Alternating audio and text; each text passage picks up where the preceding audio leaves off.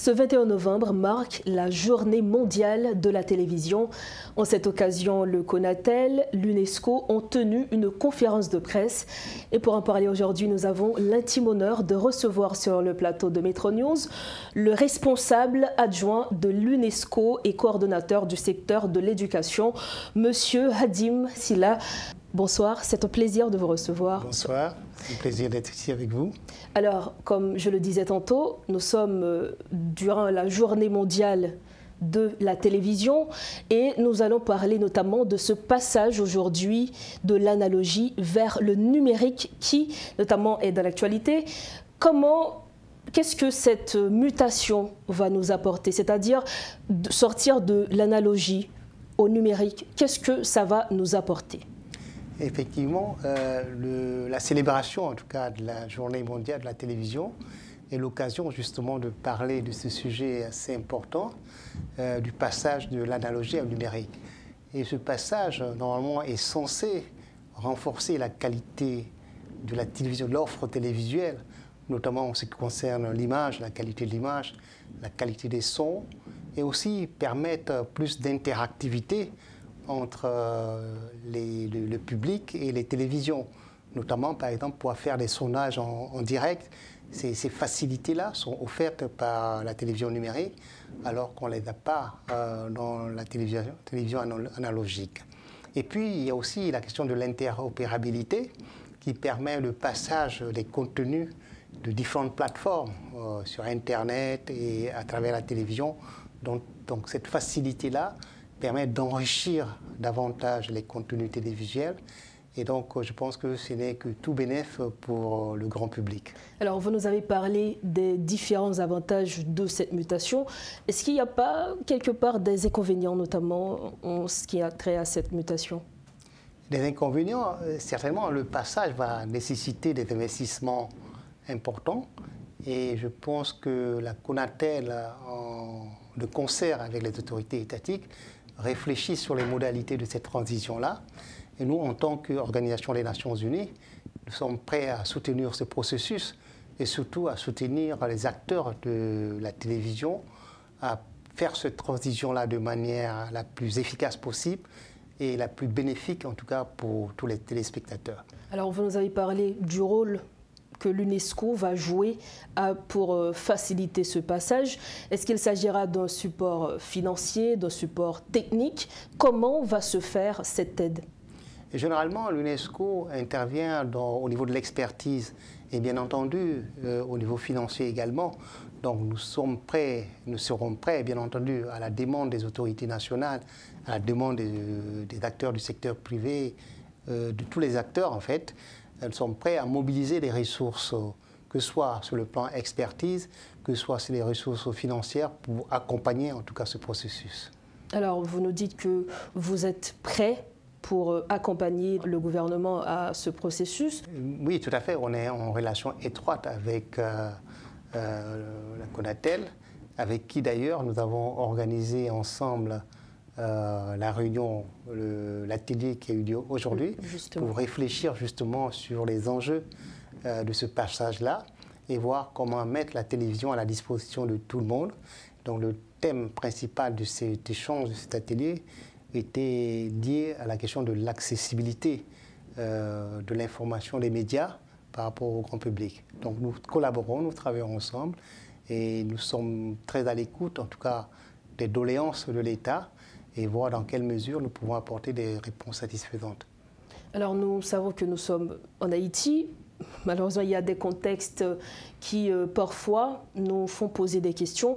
Est-ce qu'Haïti, malgré les différents problèmes auxquels elle est confrontée, est-ce qu'on sera prêt pour ce passage? Mais je pense que les autorités en ont pris conscience.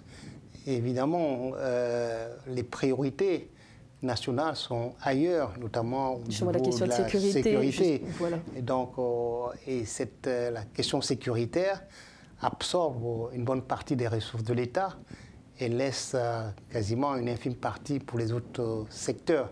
Mais malgré cela, on a constaté en tout cas une volonté réelle de soutenir ces transitions-là. Et aussi, on constate qu'il y a une mobilisation en tout cas des acteurs, des partenaires techniques et financiers internationaux pour soutenir ces dynamiques. Donc nous pensons que malgré le contexte assez difficile du pays, il y a moyen de progressivement, en tout cas, aller vers cette transition nécessaire. Aujourd'hui, qui est la journée mondiale de la télévision, c'était notamment l'occasion de discuter du futur de la télévision, mais dans un contexte où les réseaux sociaux pullulent, où l'information est tellement accessible aujourd'hui. Est-ce que vous ne pensez pas qu'aujourd'hui, avec les réseaux sociaux, ils représentent une menace, on va dire, pour les chaînes traditionnelles ?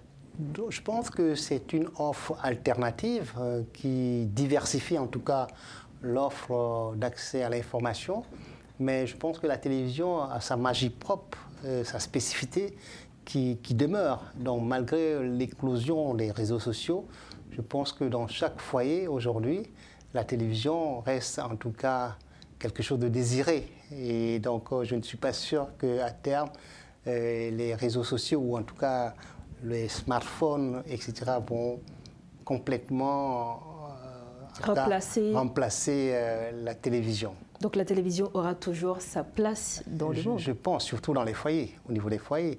Donc c'est vraiment important. Je pense que c'est cette magie-là, cet imaginaire que véhicule la télévision à travers sa forme qui a beaucoup évolué. Hein, Justement. Et donc aussi, par rapport aussi à sa capacité à intégrer les contenus qui sont dans les smartphones, c'est donc une offre beaucoup plus large que le téléphone, par exemple.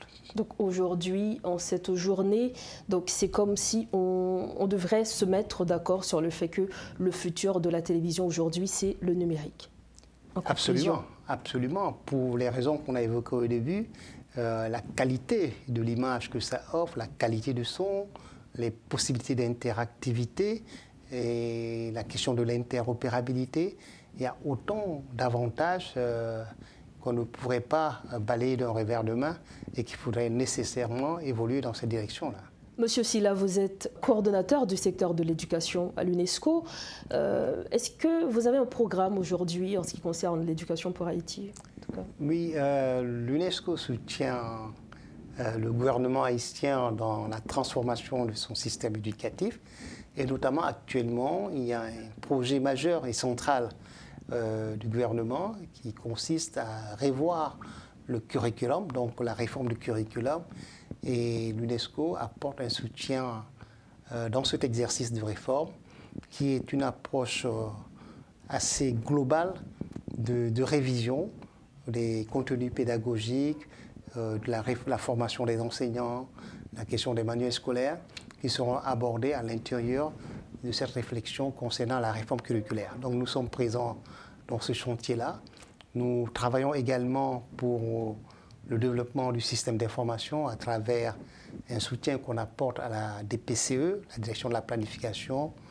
Et donc nous sommes au cœur, en tout cas, des politiques éducatives que mène le gouvernement, avec d'autres partenaires, bien entendu, sur l'éducation à Haïti. Alors, nous savons également que près de 2 mois après l'ouverture des classes en Haïti, il y a certaines écoles qui, malheureusement, ne peuvent fonctionner suite à la violence des gangs dans certains quartiers qui poussent ces familles à fuir, et notamment ces écoles qui ne peuvent pas fonctionner aujourd'hui. Est-ce qu'au niveau de l'UNESCO, vous y travaillez pour un plan pour ces écoliers qui ne peuvent toujours pas reprendre le chemin de l'école des mois après l'ouverture des classes? Oui, il y a des discussions avec les autorités dans les rencontres que nous avons entre les partenaires techniques et financiers et les autorités nationales, et que nous sommes conscients de l'existence de ce mouvement de population et aussi l'utilisation des écoles comme abri provisoire et qui empêche donc les élèves d'aller à l'école. C'est une question assez cruciale, mais nous constatons également que les autorités actuellement mettent l'accent sur la construction de nouvelles écoles, sur la réhabilitation des écoles pour renforcer l'offre éducative et pour pouvoir faire face, en tout cas, à la demande éducative qui n'est pas encore satisfaite. Merci, Monsieur Sylla. Merci, c'est moi qui vous remercie. Merci beaucoup. Merci. Voilà, c'était avec nous le responsable adjoint de l'UNESCO et coordonnateur du secteur de l'éducation, M. Hadim Silla. Avec lui, nous avions parlé de la Journée mondiale de la télévision et notamment du passage de l'analogie aujourd'hui vers le numérique.